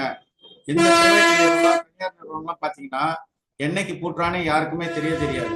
ஆனா எல்ஐசியில கவர்மெண்ட் ஷூரிட்டி கொடுத்துச்சு. எல்ஐசி இல்லைன்னா எதுவுமே இல்லை, கவர்மெண்டே இல்லை. ஏன்னா எல்ஐசி இயங்குறது எல்லாமே எல்ஐசி பணத்தை எல்ஐசியை வச்சுதான் கவர்மெண்டே இயங்குது, சரிங்களா? எல்ஐசி இல்லைன்னா கவர்மெண்டே இயங்க முடியாது. அதே போல இன்னைக்கு ஒரு ஆள் இறந்துட்டானா மறுநாள் காலம்பரே பணம் கொடுக்குற நிறுவனம் எல்ஐசி தான். வேற எந்த நிறுவனத்திலையும் தரவே மாட்டாங்க. அதே போல டே 1 இன்சூரன்ஸ் கவரேஜுக்குள்ள ஒரே நிறுவனம் எல்ஐசி தான். எல்ஐசியில பாத்தீங்கன்னா இன்னைக்கு பாலிசி போட்டுட்டு மறுநாள் இறந்தாலும் சரி, அடுத்த செகண்ட்ல இறந்தாலும் சரி, உடனே இம்மிடியட்டா அவருக்கு வந்து டெத் கிளைம் கிடைக்கும். அதுல விபத்துல இருந்தாங்கன்னு 2 மடங்கு தருவாங்க. அதே டிசபிலிட்டி ஆச்சுன்னா வருஷம் 10% வந்துட்டு இருப்பாங்க. மாசம் 10% 10 வருஷம் வரைக்கும் தரான். மெச்சூரிட்டி வரைக்கும் பணமே கட்ட வேண்டாம். மெச்சூரிட்டி இப்ப திரும்பவும் பணத்தை தருவோம், புரியுதுங்களா? இதே நீங்க வேற பிரைவேட், இது வந்து ஜூம்ல இருக்கத்தால நம்ம சொல்லக்கூடாது. பிரைவேட்ல தனியார் நிறுவனத்துல பாத்தீங்கன்னா 10 லட்சம் ரூபாய் அவன் கொடுக்குறான்னா 2 லட்சம் ரூபாய் எனக்கு இது கொடுங்க, லஞ்சம் கொடுங்க அப்படின்னு சொல்லி வாங்கிப்பாங்க. எல்ஐசில அப்படி ஒரு பைசா கூட கிடையாது. அதே போல நம்மளுக்கு ஒரு பெரிய கஸ்டமர் இருந்தாங்கன்னா என்ன கூப்பிடுங்க, அல்லது மேனேஜரை கூப்பிடுங்க, கண்டிப்பா வந்து இது பண்ணுவாங்க. இப்ப மற்ற எந்த பிசினஸ்லயும் பாத்தீங்கன்னா நம்ம ஒருத்தவங்க ஐடியா சொன்னாலே அது பர்சன்டேஜ் கேட்பாங்க. ஆனா எல்ஐசில மட்டும்தான் பர்சன்டேஜ் எதுவும் கேட்க மாட்டாங்க. உங்களுக்காக வந்து என்ன பண்ணுவாங்க, வந்து தளத்துல இறங்கி அவங்களே வந்து பேசி வாங்கி உங்க கோல்ல பாலிசியை போட்டு அது கமிஷன் வர வரைக்கும் உங்களை விட மாட்டாங்க, ஓகேங்களா? அது வந்து எல்ஐசியில மட்டும்தான். அது வேற எந்த நிறுவனத்திலும் கிடையாது. நம்ம செய்யறது வந்து என்ன தொழில்னா ஆத்மத்தான நம்மளுக்கு வந்து பாத்தீங்கன்னா முன்னோர் செய்த ஒரு பெரிய பாக்கியத்தால இந்த தொழிலுக்கு நம்ம வர முடியும். ஏன்னா மற்ற எந்த ஒரு போலீஸ்காரன் என்ன நினைப்பான்னா நிறைய கேஸ் வருமானு நினைப்பான். அதே வந்து ஒரு டீ கடைக்காரங்க நிறைய டீ குடிக்க நிறைய வரணும்னு வேண்டிப்பாங்க. மெடிக்கல் வச்சிருக்கவங்க நிறைய நோயாளியா வரணும் நம்ம அப்பதான் நல்லா வியாபாரம் நடக்கணும்னு நினைப்பாங்க. ஒரு மளிகைப்பூ தோட்டம் வச்சிருக்கவங்க நம்ம தோட்டத்துல நிறைய மளிகை விளையணும் அப்படின்னு நினைப்பாங்க. அதே போல மற்ற மற்ற மளிகை கடை தோட்டம் வச்சிருக்கவங்க பொறாமப்படுவாங்க, அந்த இதுல வந்து அதிகமா வந்துச்சே நம்மளுக்கு வரலையே அப்படின்னு நினைப்பாங்க. இப்ப வந்து லாயர் என்ன நினைப்பாங்க, நிறைய கேஸ் வரணும்னு நினைப்பாங்க. சரிங்களா? நம்ம ஒருத்தவங்க தான் கஸ்டமரும் வந்து 100 வயசு வரைக்கும் உயிரோட இருக்கணும், அவங்களுக்கு கிளைம் வரக்கூடாது, கரெக்டா 20 வருஷம் வரைக்கும் பணம் கட்டினா நம்ம கமிஷனுங்கிற உள்நோக்கமும் நம்மளுக்கு இருக்கு. இருந்தாலும் நம்ம தொடர்ந்து வந்து கட்ட வைக்கிறதுக்கு நம்ம தான் தூண்டணும். திரும்பவும் சொல்றேன், மாசம் பிரீமியம் கட்டுறவங்க கரெக்டா அந்த டியூ பிரகாரம் கட்டிட சொல்லிடுங்க. அதுக்கு என்ன எஸ்எம்எஸ் அனுப்பணுங்கிறத நீங்க சொல்லுங்க, நான் குரூப்ல ஷேர் பண்றேன். சரிங்களா? ஏன்னா சப்போஸ் வந்து திடீர்னு மாச பிரீமியம் கட்டுறவங்க இப்ப நேரடியா சில பேர் ஈனாட்சி வந்த பிறகு அந்த ப்ராப்ளம் மேக்சிமம் வராது. சில முகவர்கள் வந்து பாத்தீங்கன்னா மந்த்லி பிரீமியத்தை வாங்கிட்டு வந்து ஆபீஸ்ல கட்டிட்டு இருக்கோம். ஏன்னா சில நேரத்துல அவங்க அந்த 15 நாள் கிரேஸ் டைமத்துக்கு பிறகு 16வது நாள் கட்டினோம்னா ரிவைவல் இருந்து அந்த பில்லுல வந்துடுது. ரிவைவல்னு வந்தாலே ரிஸ்க் கவரேஜ் இல்லைன்னு அர்த்தம். அந்த நேரத்துல ஆக்சிடென்ட் ஆகி இறந்துட்டாங்கன்னா பிரீமியம் அந்த கிளைம் கிடைக்கவே கிடைக்காது. சரிங்களா? இது எல்லாமே 3 வருஷம் வரைக்கும் தொடர்ந்து இந்த குறிப்பிட்ட நாள்ல பணம் கட்டுறதுக்கு ஏற்பாடு பண்ணுங்க. அதே போல அடுத்த மாசம் 15ஆம் தேதி வரைக்கும் காலாவதியான பாலிசி, அதாவது 6 மாசத்துக்கு மேல பணம் கட்டாம இருந்தீங்கன்னா அதை உடனடியே கட்டிடுங்க.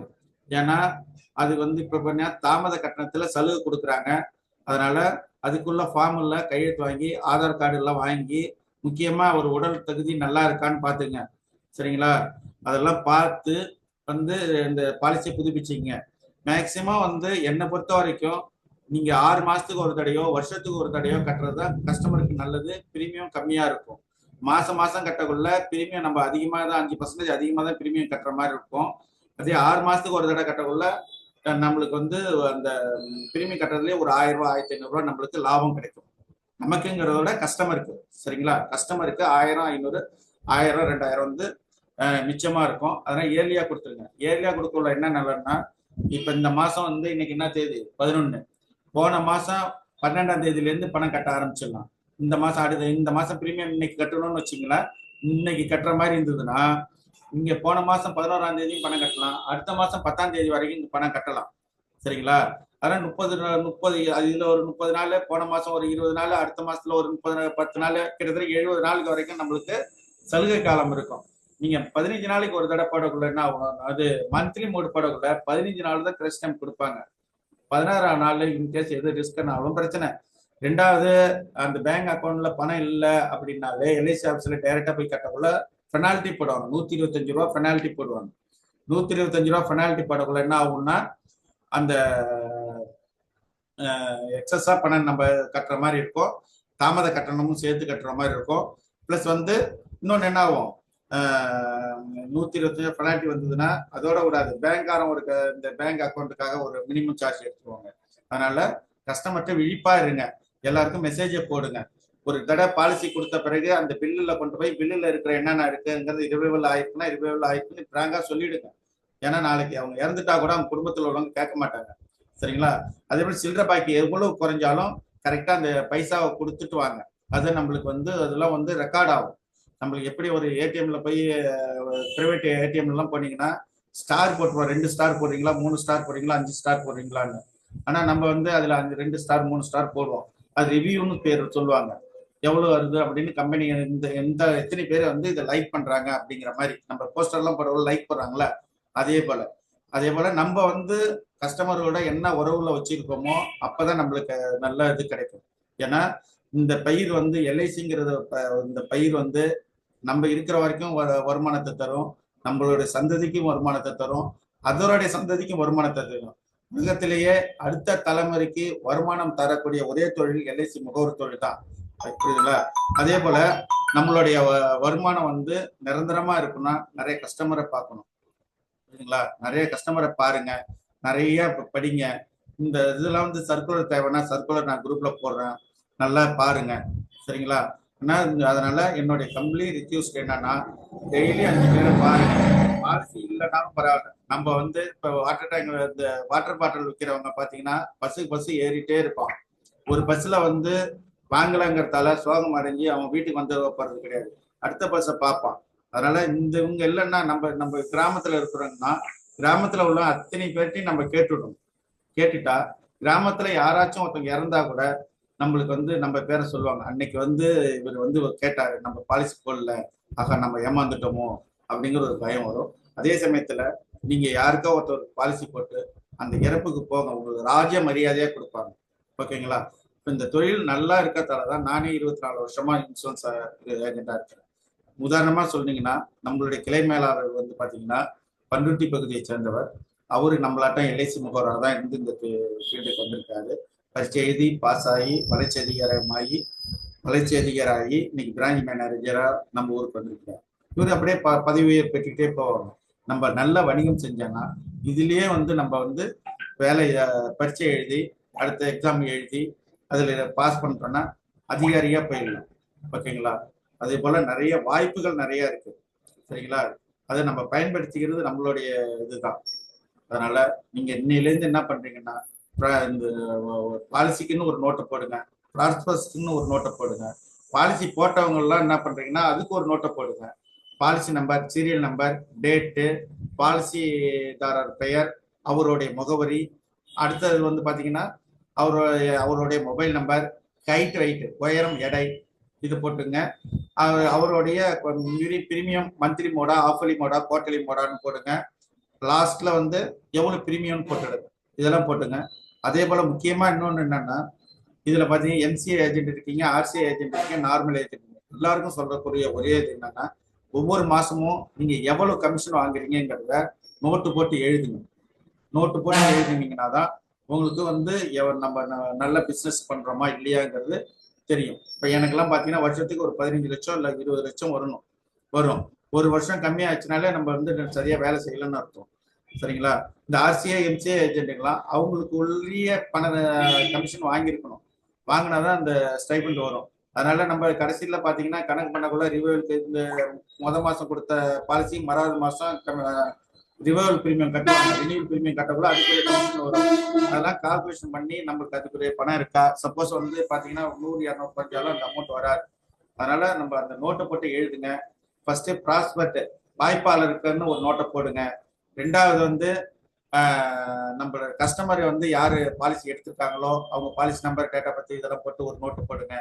மூணாவதவங்க நான் வாரம் எஸ்எஸ்எம்ஜில கிளாஸ் சனி ஞாயிறு நடக்கும். நான் வந்து பாத்தீங்கன்னா உங்களுக்காக வந்து பாத்தீங்கன்னா பெய்டு வெர்ஷன்ல வர லிங்கை கூட நான் அனுப்புறேன். நீங்க வந்து பயனடைங்க. எனக்கு பாத்தீங்கன்னா வருஷம் அவங்க பணம் கட்டுறாங்க.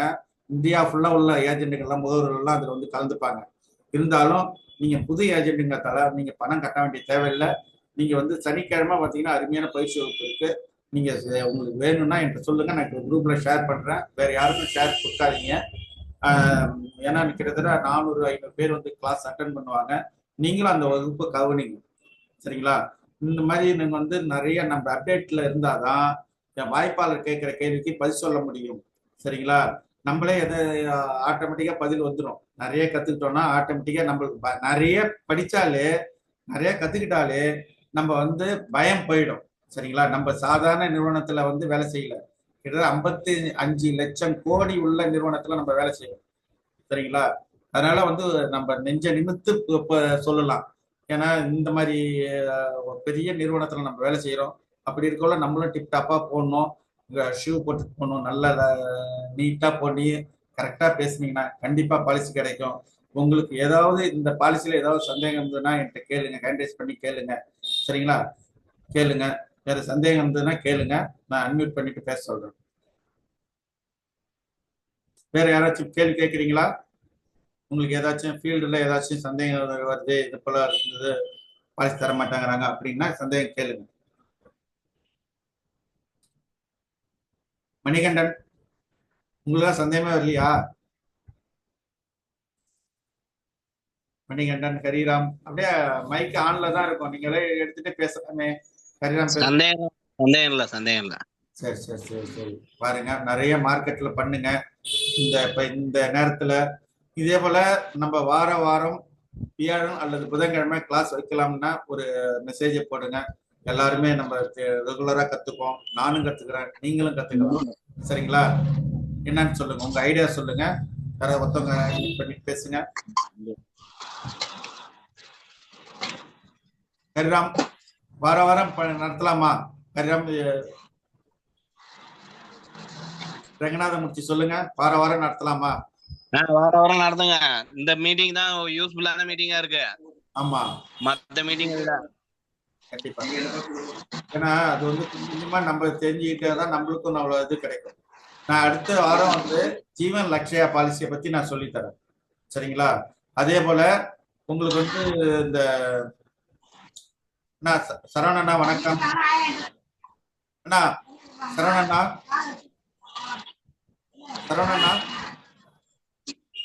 சொல்லுங்கண்ணா. ஒரு 2 நிமிஷம் எங்க ஏஜென்ட் கிட்ட ஒரு 2 வார்த்தை பேசுறீங்க. அப்படியா? பேசுங்க. 2 பேப்பர் தர மாட்டாங்கிறாங்க, சம்பாதிக்க மாட்டாங்கிறாங்க. சொல்லுங்க. நண்பர்களே இப்போ பேச போறவங்க வந்து பாத்தீங்கன்னா சரல் குழுமத்தின் மேனேஜிங் ட்ரஸ்டி திருச்சியில இருக்காங்க. அண்ணன் பேசுறாங்க பாருங்க. ஒரு நிமிஷம் வீட்டுக்கு வந்தேன்.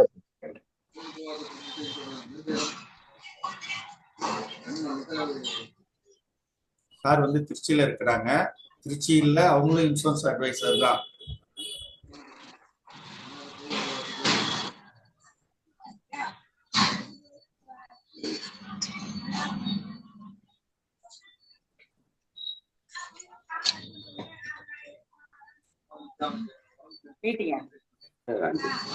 நாங்க வந்து சரவணன்னா மற்ற நிறைய நண்பர்கள் சேர்ந்து கிட்டத்தட்ட 5 வருஷமா எல்ஐசி முகவர்களுக்காக தனியா எந்த கட்டணமும் இல்லாம பாடம் சொல்லிட்டு இருக்கோம். சரவணண்ணா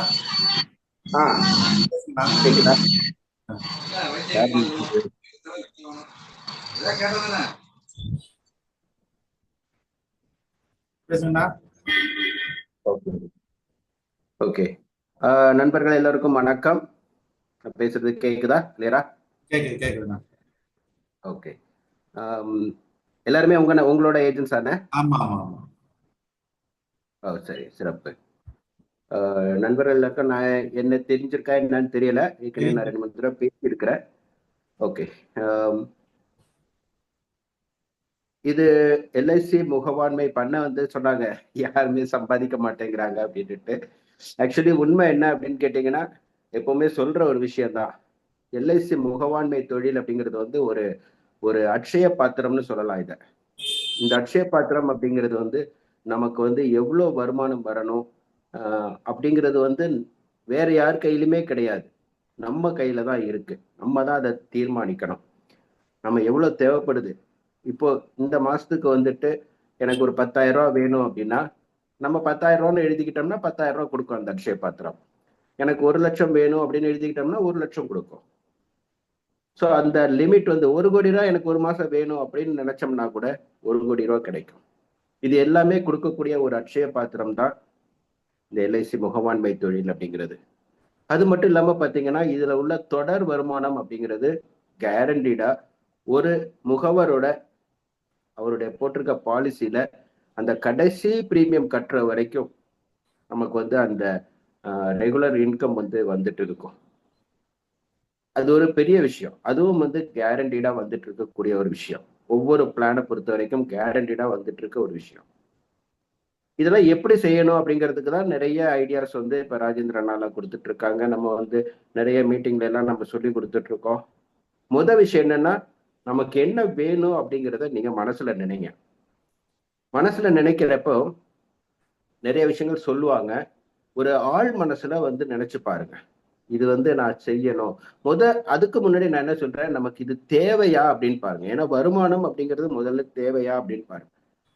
ஏன்னா வருமானம்ங்கிறது வந்து மேபி நீங்களா வந்து ரெகுலர் ஏஜெண்டா இல்ல வேற எதுவும் பண்ணிட்டு செகண்டரி அப்படி ஒர்க்கா இது வச்சிருக்கீங்களா என்னன்னு எனக்கு தெரியல. எப்படியா இருந்தாலும் வருமானம் அப்படிங்கிறது நமக்கு நிரந்தரமான தேவையான ஒரு விஷயம். இந்த வருமானம் அப்படிங்கிறது வந்து நல்ல வழியில வந்துச்சுன்னா இன்னும் சந்தோஷமா இருக்கும். அது மாதிரியான ஒரு வழியில் தான் நம்மளுடைய முகவாண்மை தொழில் அப்படிங்கிறது. இதுல வந்து நான் சொன்ன மாதிரி எனக்கு எவ்வளவு வேணும் அப்படிங்கிறத நம்ம நிர்ணயம் பண்ணணும். எப்படி நிர்ணயம் பண்ணணும் அப்படின்னு கேட்டீங்கன்னா, எல்லாம் ஒரு கோல் ஃபிக்ஸிங் தான். இந்த மாசத்துல எனக்கு இவ்வளவு அமௌண்ட் வேணும், இந்த வருஷத்துக்குள்ளார நான் இவ்வளவு ஏர்ன் பண்ணுவேன் அப்படிங்கிற ஒரு விஷயத்த எழுதி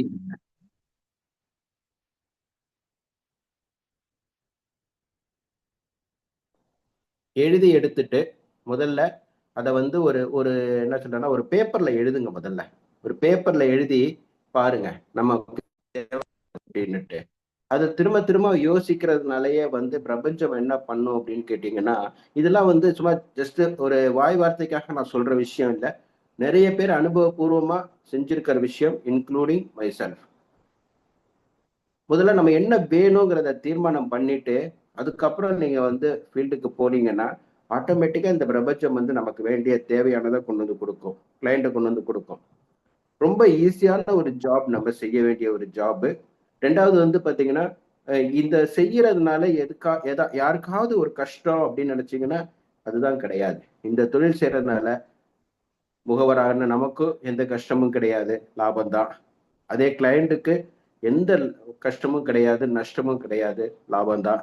வேற யாருக்காவது ஒரு எல்ஐசி ஏஜென்சி எடுத்து நம்ம ஒரு பாலிசியை வந்து ஒருத்தருக்கு சேல் பண்றோம் அப்படிங்கிறதுனால யாருக்காவது கஷ்டம் வருதா அப்படின்னு பாத்தீங்கன்னா கஷ்டம் கிடையாது.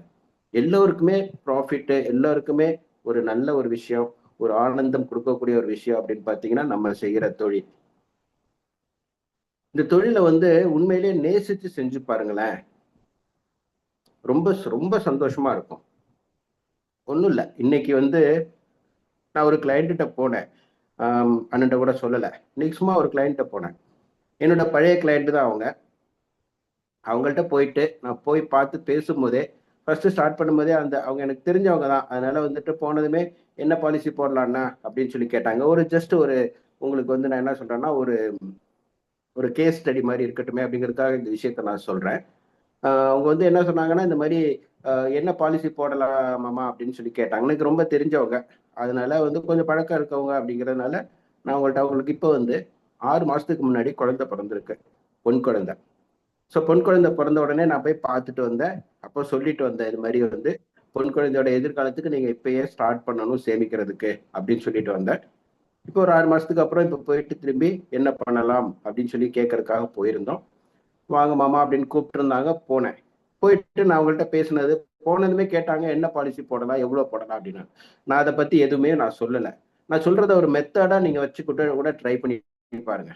நாங்க போயிட்டு போன உடனே நான் கேட்ட கேள்வி என்னன்னு கேட்டீங்கன்னா, பாலிசி போடணும்னு சொல்றீங்களே, எதுக்காக போடணும் அப்படின்னு சொல்லி நான் கேட்டேன். நான் திருப்பிக்கிட்டு கேட்டேன், அவங்கள்ட்ட எடுத்ததுமே கேட்டேன், பாலிசி போடணும்னு சொன்னீங்க, நான் வந்திருக்கிறேன், எதுக்காக போடணும்னு நீங்க நினைக்கிறீங்க அப்படின்னு சொல்லி கேட்டேன்.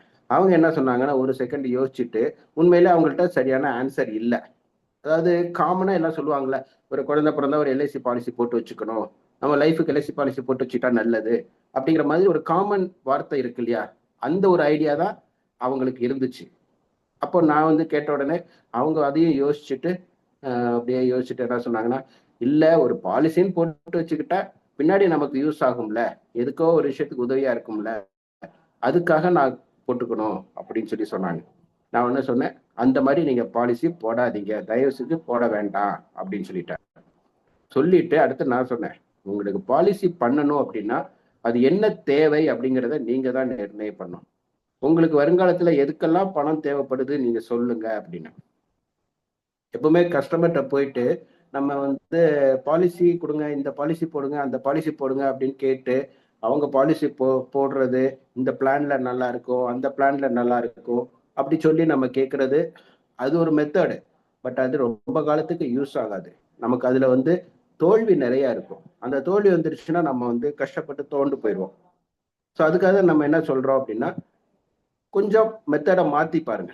இப்பெல்லாம் நீங்க வந்திருக்கவங்க இதுல புது முகவர்கள் இருந்தீங்கன்னா தாராளமா இந்த புது மெத்தடுக்கு அடாப்ட் ஆகிக்கலாம். ஸோ நான் போய் கேட்டது என்ன பண்ணேன்னா, உங்களுக்கு என்ன தேவை, உங்களுக்கு வருங்காலத்துல என்ன தேவை இருக்குன்னு யோசிச்சு சொல்லுமா அப்படின்னு. அதுக்கப்புறம் அவங்க யோசிச்சுட்டு சொல்றாங்க, இல்ல மாமா இந்த மாதிரி பாப்பாவுக்கு வந்து எஜுகேஷனுக்கு நம்ம செலவு பண்ற மாதிரி இருக்கும், கல்யாணத்துக்கு செலவு பண்ற மாதிரி இருக்கும் அப்படின்னாங்க. அவ்வளவுதான், 2 விஷயம் தான் அவங்க சொன்னாங்க. நான் சொன்னேன் ஓகே. அடுத்து கேட்டேன், எஜுகேஷனுக்குன்னா எப்ப தேவைப்படும் அப்படின்னு. எஜுகேஷனுக்கு ஏன்னா நம்ம வந்து எப்பவுமே கொஞ்சம் கேள்வியை கேட்கணும், கிளையண்ட்டை யோசிக்க வைக்கணும். எந்த கிளைண்ட் வேணாலும் இருக்கட்டும், அது சின்ன கிளைண்டா இருக்கட்டும், பெரிய கிளைண்டா இருக்கட்டும், யோசிக்க வைங்க அவங்கள. அப்போ நான் கேட்டேன், எதுக்காக, அது எத்தனை இதுல உங்களுக்கு தேவைப்படும், எந்த வயசுல தேவைப்படும், எவ்வளவு தேவைப்படும் அப்படிங்கிற மாதிரி கேட்டேன். அவங்க என்ன சொன்னாங்கன்னா, +2 முடிச்சு காலேஜ் போறப்ப தேவைப்படும் அப்படின்னாங்க. அப்புறம் கல்யாணத்துக்கு தேவைப்படும் நாங்க. அப்புறம் அதுக்கப்புறம் நான் அதை விவரமா சொன்னேன். காலேஜுக்கு போகணும் அப்படின்னா அவங்களுக்கு 16 வயசுல இருந்து 17 வயசுல காலேஜ் யூஜி சேர்ற மாதிரி இருக்கும். அப்போ அதுக்கு ஒரு பணம் தேவைப்படும். அதுக்கு அடுத்து பார்த்தீங்கன்னா 20 வயசு முடிஞ்சு 21ல பிஜி சேர்ற மாதிரி இருக்கும், மேற்படிப்பு படிக்கிறதுக்கு. அதுக்கு ஒரு பணம் தேவைப்படும். அதுக்கு அடுத்து அப்ராக்சிமேட்டா ஒரு 25வது வயசுல கல்யாணத்துக்கு தேவைப்படும். சரியா அப்படின்னு கேட்டேன். ரொம்ப சரி அப்படின்னாங்க. அவங்க சொன்னதுக்கு அப்புறம் நான் சொன்னேன், இந்த 3 வந்து ரொம்ப முக்கியமான ஒரு விஷயம். இந்த 3க்காக நம்ம வந்து பணம் சேர்க்க வேண்டியது அவசியமா இருக்கு. அப்போ இதை வந்து நீங்க இந்த 3 பணம் சேர்க்கறதுக்கு ரெடியா அப்படின்னு கேட்டேன். கண்டிப்பா ரெடி மாமா அப்படின்னா.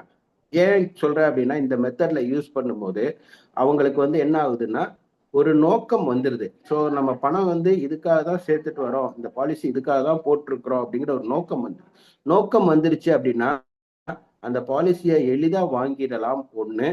2வது வந்து அவங்க வந்து அந்த பாலிசியை லேப்ஸ் பண்றதோ இல்ல கட்டாம விடுறதோ இந்த மாதிரி விஷயங்கள் நடக்காது. ஸோ இது மாதிரி ஒரு நோக்கத்தை அவங்களுக்கு சொல்ல வச்சுட்டு அதுக்கப்புறம் நம்ம பிளான் பண்ணணும். ஏன்னா நான் போகும்போதே என்னன்னா, அவங்கள பத்தி எனக்கு தெரியும் அப்படிங்கிறதுனால நம்ம செய்ய வேண்டிய இன்னொரு விஷயம், யாரையாவது பார்க்க போறோம் அப்படின்னா பார்க்க போறதுக்கு முன்னாடி அவங்கள பத்தி ஒரு அனலைஸ் பண்ணிக்கோங்க. கோல்டு கேன்வாசிங்ல போய் யாருன்னே தெரியாத ஒருத்தட்ட பேசுறது அப்படிங்கிறது வேற. ஓரளவுக்கு தெரிஞ்ச கிளைண்ட்டை பார்க்க போறோம், தெரிஞ்ச ஒரு வாடிக்கையாளரை பார்க்க போறோம் அப்படின்னா ஓரளவுக்கு அவங்கள பத்தி அனலைஸ் பண்ணீங்க வீட்லயே. அவங்க என்ன சம்பளம் வாங்குறாங்க, எவ்வளோ வாங்குறாங்க, என்ன ஒர்க் பண்றாங்க, அவங்க வீட்டுல யாரு குழந்தைங்க இருக்காங்க, என்ன விஷயம் அப்படிங்கிறத அனலைஸ் பண்ணிட்டு போறது எப்பவுமே நல்லது. ஸோ அனலைஸ் பண்ணிட்டு நான் இன்னைக்கு அதுதான் பண்ணேன். ஒரு அனலைஸ் பண்ணிட்டு நான் என்ன பண்ணேன்னா, உங்களுக்கு போகும்போதே நான் ஒரு கொட்டேஷன் ரெடி பண்ணி பிரிண்ட் அவுட் எடுத்துட்டு போனேன். ஸோ நான் போய் உட்காந்து நான் பேசினா 3 விஷயம், இந்தந்த நீடு உங்களுக்கு இருக்கு அப்படின்னா சரி ஆமா அப்படின்னா, அப்ப அந்த நீடுக்காக நான் ஒரு ப்ரெசன்டேஷன் கொண்டு வந்திருக்கிறேன் அப்படின்னு சொல்லி ஒரு ப்ரெசன்டேஷன் காமிச்சு. அந்த ப்ரெசன்டேஷன்ல என்னன்னா, இப்போ உங்க குழந்தைக்கு 6 மாசம் தாண்டிடுச்சு, அவங்களுடைய 16 வருஷம் 17வது வயசுல அவங்களுக்கு +2 முடிச்சு காலேஜ் போவாங்க. ஸோ என்னோட ப்ரெசன்டேஷன்ல 17வது வயசுல அவங்களுக்கு ஒரு 6 லட்ச ரூபா பணம் கிடைக்கிற மாதிரி ஒரு ஆப்ஷன். அதுக்கு அடுத்து 26வது வருஷம் அவங்களுக்கு ஒரு 8 லட்ச ரூபா உங்களுடைய மேல் படிப்புக்காக ஒரு ஆப்ஷன். 3வது பார்த்தீங்கன்னா 25 வயசுல ஒரு பணம் கிடைக்கிற மாதிரி ஒரு ஆப்ஷன். இது எல்லாத்தையுமே ஒரே கொட்டேஷன்ல போட்டு நான் காமிச்சேன். ஸோ 16வது வயசுல வந்து 16வது வயசுல வந்து ஒரு 6 லட்ச ரூபா, 21வது வருஷத்துல ஒரு 8 லட்ச ரூபா, அண்ட் 25வது வருஷத்துல ஒரு 12 13 லட்ச ரூபா இது மாதிரி கிடைக்கிற மாதிரி ஒரு ஆப்ஷனை போட்டு காமிச்சேன். உண்மையிலேயே வேற பேச்சே பேசல நண்பர்களே, உடனே ஓகேன்ட்டாங்க. எல்லா வித டீடைல்ஸும் எனக்கு கொடுத்துட்டாங்க. பிரீமியம் எவ்வளோ அப்படின்னு கேட்டிங்கன்னா வருஷத்துக்கு 88,000 ரூபாய். அதை வந்து மந்த்லி மோட்ல போடுறேன் அப்படின்னாங்க. நம்ம ஆப்ஷன் அவங்களுக்கு கொடுத்துடணும். ஏன்னா எப்பவுமே இயர்லி தான் வேணும் அப்படின்னு நிற்கக்கூடாது. இயர்லி கிடைச்சா நல்லது, கிடைக்கலையா மந்த்லி மோடு மாட்டிக்கிறது நல்லது. ஸோ நான் மாசம் கட்டுற மாமா அப்படின்ட்டாங்க. 88,000 ரூபாய் யோசிச்சு பாருங்க, மாசத்துக்கு எவ்வளவு வருது? கிட்டத்தட்ட 6,000 ரூபாய் 7,000 ரூபாய் வருது. 7,000 ரூபாய் பிரீமியம். ஓகேன்னு சொல்லிட்டாங்க, பாலிசி கம்ப்ளீட்டட். ஸோ எதுக்கு சொல்றேன்னா, இப்போ ஒரு 3 பாலிசி எனக்கு வந்துருச்சு. அதில் இது என்ன பிளான் போட்டிருக்கேன் அப்படின்னு உங்களுக்கு தெரிஞ்சிருக்கலாம். தெரியலன்னா நான் சொல்றது வந்து என்னன்னா, இந்த காம்பினேஷன் போட்டு காமிக்கும் போது ஜீவன் லாப் தான், வேற எதுவுமே கிடையாது. ஜீவன் லாப் 16 வருஷம் பிளான் ஒன்று, 21 வருஷம் பிளான் ஒன்று, 25 வருஷம் பிளான் ஒன்று, 3லையும் நிறந்து அப்படியே கொடுத்தேன். ஒரு பிரீமியம் வர்ற மாதிரி கொடுத்தேன். மொத்தத்துக்கும் பிரீமியம் பார்த்தீங்கன்னா 7,000 ரூபாய் மாசம். ஓகே அப்படின்ட்டாங்க. என்னன்னா இதுல வந்து நான் வேற ஒண்ணுமே, இதே ஜீவன் லாப நம்ம பல விதத்துல கொண்டு போய் கொடுத்துருப்போம். ஆனா நான் கொடுத்தது என்ன அப்படின்னு கேட்டீங்கன்னா, அவங்களுடைய 3 தேவைகளை நிறைவேற்றுற மாதிரி ஒரு ஐடியால கொண்டு போய் கொடுக்கவும் அவங்க என்ன பண்ணாங்கன்னா, அவங்களுக்கு அது ஈஸியா ரீச் ஆச்சு, அவங்களுக்கு வந்து கேட்சியா இருந்துச்சு. உடனே ஓகேன்ட்டாங்க, வேற மறுபேச்சே பேசல. முதல்ல அவங்க ஒரு பாலிசி எடுக்கணுங்கிற ஒரு ஐடியால இருந்தாங்க. பட் என்னன்னா இந்த இடத்துல ரெண்டு விஷயம். ஒன்று, நான் போன உடனே சரி ஓகே பாலிசி போடுறீங்களா, சரி ஒரு 2 லட்ச ரூபா பாலிசி போடுங்க, இல்லை ஒரு 5 லட்ச ரூபா பாலிசி போடுங்க, இல்லை மாசம் ஒரு 1000 ரூபா கட்டுங்க, இல்லை மாசம் 2000 ரூபா கட்டுங்கன்னு நான் சொல்லியிருந்தா வேற பேச்சே பேசியிருக்க மாட்டாங்க, அவங்களுக்கு ஓகேன்னு சொல்லியிருப்பாங்க. ஆனா அந்த நீட் பேஸை சொல்லி பண்ணதுனால நமக்கு வந்து பாத்தீங்கன்னா மாசம் 7000 ரூபாய் எனக்கு பிரீமியம் கிடைக்குது. இதே நம்ம சும்மா வந்துட்டு சரி மாசம் 7000 ரூபான்னு சொன்னா 7000மா அப்படின்னு ஒரு கேள்வி வந்திருக்கும். 7000 கட்ட முடியாது மாமா அப்படின்னு இருப்பாங்க. எனக்கு 1000 2000த்துல போடுங்க, அவ்வளவுதான் பண்ண முடியும் அப்படின்னு இருப்பாங்க. ஆனா நான் என்ன பண்ண, முதல்ல நீடை பத்தி சொல்லிட்டு இன்னும் கொஞ்சம் டீட்டெயிலா பேசுனேன்னு வச்சுங்களேன். அந்த நீடு வந்து கொஞ்சம் டீட்டெயிலா பேசுனேன். உங்களுக்கு வந்து காலேஜுக்கு எவ்வளவு தேவைப்படும், கல்யாணத்துக்கு எவ்வளவு தேவைப்படும். ஏன்னா ஒரு 1.5 2 வருஷம் தான் ஆகுது அந்த பாப்பாவுக்கு கல்யாணம் ஆகி. ஸோ அப்போ உங்க கல்யாணத்துல எவ்வளவு செலவு பண்ணீங்க, இப்போ 20 வருஷம் கழிச்சு உங்களுக்கு எவ்வளவு செலவு பண்ண வேண்டி இருக்கும், இப்படிங்கிற மாதிரி சில கேள்விகள்லாம் கேட்கவும் அவங்க உணர்ந்துட்டு நான் கொடுத்த கொட்டேஷனுக்கு ஓகே அப்படின்ட்டாங்க. இது வந்து ஒரு மெத்தட் தான் நண்பர்களே. இது வந்து இதையே வந்து எல்லா கிளைண்ட்டுக்கும் பொருந்துமா அப்படின்னா தாராளமா பொருந்தும். அந்தந்த கிளைண்ட்டுக்கு தகுந்த மாதிரி நீடு என்னங்கிறத அனலைஸ் பண்ணிட்டு ட்ரை பண்ணி பாருங்க. அவங்களுக்கு தகுந்த மாதிரி பிளானை வச்சுங்க. மோஸ்ட்லி வந்து என்னன்னா இந்த குழந்தைங்களை டச் பண்ணி பேசணும் அப்படின்னா கண்டிப்பா ஒர்க் அவுட் ஆகும். அதே மாதிரி அவங்களுடைய ஓய்வு காலத்தை டச் பண்ணி பேசுனீங்க அப்படின்னா அதுவும் வந்து அவங்களுக்கு ஈஸியா நம்ம வந்து ரீச் பண்ண முடியும். ஏன்னா வயதான காலத்துல நிறைய பேர் கஷ்டப்படுறாங்க அப்படிங்கிறது உண்மை. அதை வந்து ஒரு கதையா எடுத்து சொல்லி இந்த மாதிரி நேரத்துல நீங்க வயசான காலத்துக்காக சொல்லி நீங்க ஒரு பணத்தை சேமிங்க அப்படிங்கிற மாதிரி சொன்னீங்க அப்படின்னா அதுவும் வந்து ஈஸியா ரீச் ஆகக்கூடிய ஒரு ஐடியாவா இருக்கும் நண்பர்களே. திரும்ப நான் என்ன சொல்றேன்னா, நம்மளுடைய எல்ஐசி முகவாண்மைங்கிறது மிக மிக மிக மிக மேன்மை பொருந்திய ஒரு தொழில். இதை வந்து யாரு என்ன சொன்னாலும் தப்பாவே நினைச்சுக்காதீங்க. அவ்வளோ ஒரு அருமையான தொழில். இந்த தொழில் செய்யற நம்ம எல்லாரும் வந்து கடவுளுக்கு சமம். இது வந்து சாதாரணமா யாரும் சொல்ல மாட்டாங்க. ஆனா ஒரு டெத் பெனிஃபிட் எல்லாம் கொடுக்க போறோம்னு வச்சுங்களேன், ஏதோ ஒரு இடர்பாடு வந்து ஒரு டெத் பெனிஃபிட் ரெடி பண்ணி கொடுக்குறோம் அப்படின்னு வச்சுங்களேன், அப்ப வந்து அவங்க கண்ணில் தெரியும் அந்த இவர் வந்து ஒரு கடவுளா இருந்து நமக்கு வந்து இந்த விஷயத்த சொன்னதுனால இன்னைக்கு நமக்கு. ஏன்னா 2 விஷயம், அந்த ஒரு டெத் ஆயிடுச்சு அப்படின்னா அதை பிசிக்கலி நம்மளால எதுவுமே செய்ய முடியாது, ஆனா ஃபைனான்சியலி நம்மளால மாற்ற முடியும். அப்போ நம்ம செய்யற தொழில் வந்து பாத்தீங்கன்னா இது வந்து ஒரு கடவுளுக்கு நிகரான ஒரு தொழில் நம்ம செஞ்சுட்டு இருக்கோம். இதுல வந்து அழித்தல் காத்தல், படைத்தல் அழித்தல் காத்தல் அப்படின்னு சொல்லி 3 விஷயம் சொல்லுவாங்க கடவுள் செய்யறாங்க அப்படின்ட்டு. அதுல வந்து நம்ம செய்யறத வந்து காத்தல் அப்படிங்கிற அந்த தொழிலை நம்ம வந்து செஞ்சுட்டு இருக்கோம். ஒரு குடும்பம் அழியாம இருக்கணும் அப்படிங்கிறதுக்கான தொழில் வந்து நம்ம செஞ்சுட்டு இருக்கோம். ப்ரௌடா இருங்க. எனக்கு பின்னாடி போர்டில் என்ன இருக்கு அப்படின்னு பார்த்துங்க. அந்த எல்லாரும் உங்களுக்கு தெரியுதான்னு தெரியல, எனக்கு பின்னாடி போர்டில் இருக்கும். நான் எல்ஐசி ஏஜென்ட் அப்படிங்கிறத இப்போ நான் எங்கேயாவது ஜூம்லலாம் அட்டன் பண்ணுறேன்னா இந்த போர்டு வந்து எனக்கு பின்னாடி இருக்கும். ஸோ அப்போ பார்த்தீங்கன்னா தெரியும் நான் எல்ஐசி ஏஜென்ட் அப்படிங்கிறதுல எவ்வளோ ப்ரௌடாக நான் ஃபீல் பண்ணுறேன் அப்படின்னு. அதே ஃபீலிங்காக நீங்கள் கொண்டுட்டு வாங்க. உங்களுக்கான செக் வந்து ஆல்ரெடி கொடுத்தாச்சு. நீங்கள் ஏஜென்சி எடுத்துட்டீங்கனாலே நம்ம அதுக்கான செக் நம்ம கிட்ட கொடுத்துட்டாங்க. எவ்வளோ தேவைங்கிறத நம்ம தான் ஃபில் பண்ணிக்கிற மாதிரி இருக்கும். ஃபில் பண்ணிட்டு சந்தோஷமா ஃபீல்டுக்கு போங்க. காலையில எந்திரிக்கும் போதே இன்னைக்கு வந்து நிறைய பிஸ்னஸ் நமக்கு பண்ணணும் அப்படின்னு நினைக்கிறத விட இன்னைக்கு நிறைய பேருக்கு யாருக்கு நான் வந்து அவங்களோட தேவையை பத்தி நான் சொல்ல போறேன், நிறைய பேர்த்துக்கு அவங்களோட நீடை பத்தி சொல்ல போறேன், அவங்களோட தேவையை வந்து நம்ம பூர்த்தி செய்ய போறோம் அப்படிங்கிறத நினைச்சுக்கிட்டு போனீங்கன்னா கண்டிப்பா நமக்கு சக்சஸ் கிடைக்கும். ஆல் தி பெஸ்ட் நண்பர்களே. தேங்க்யூ. நன்றி நன்றி அண்ணா, நன்றி, தேங்க்யூ. நண்பர்களே யாராச்சும் ஒருத்தவங்க பேசுறீங்களா?